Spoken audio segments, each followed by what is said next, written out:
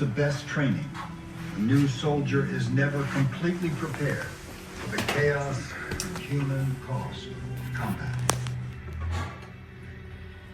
I really didn't think I was gonna make it. None of us had that feeling that we were gonna make it because the combat was so severe. The mud and the debris raining down on you, the shrapnel and guys yelling medic and 101 things. That is hell.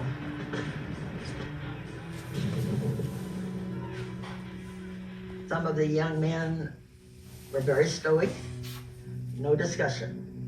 But I have learned over the years that the worst thing you can do is bury your memories.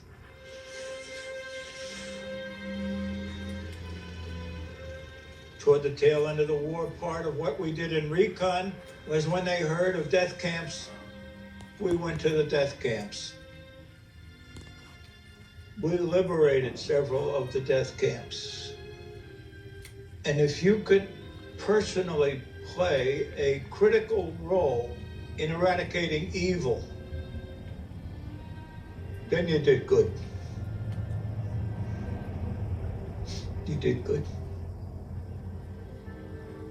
Although it was only in operation for 2 years, by early 1944, the Desert Training Center was closed. It had served its purpose, giving 1 million men the skills and toughness to fight. The war wasn't over yet, but our forces were at full strength. The accumulation of all of these people in one space for a defined period of time, going through rigorous training, suffering hardship, supporting one another, learning to act as a team, was a defining experience for the so-called greatest generation, and I think colored the culture and politics of our society for a generation after World War II. There's esprit de corps that we developed during World War II that it never goes away.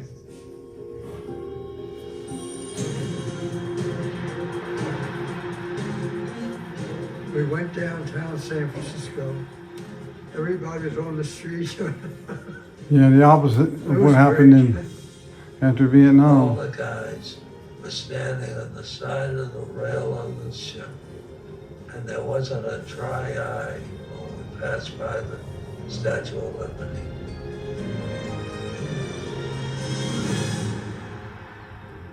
People say, "You're a hero, Harold." I said, "Yeah, at that time I was."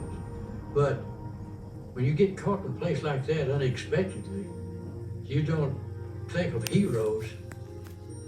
You just find the best way that you can find to get yourself out of it alive.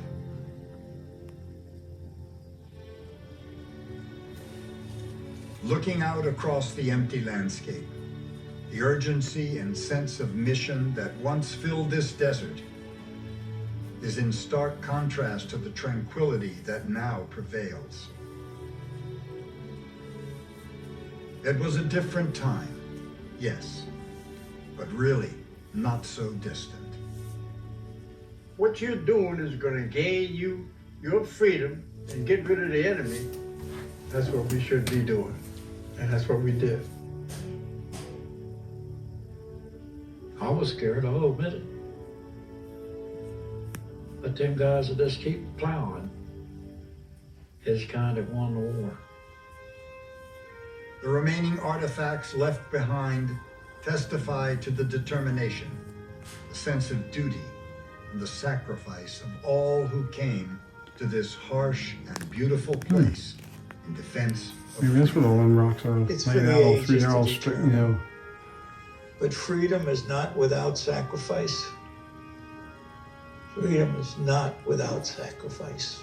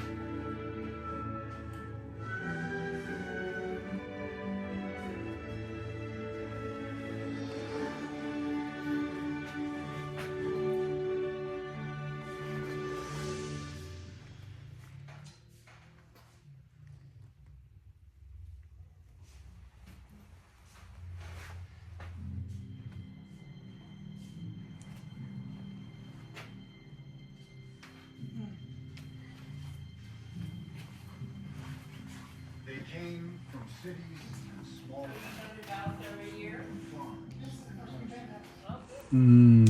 Homemade kicking, yeah. Chicken corn soup. Chicken has to be not kicking.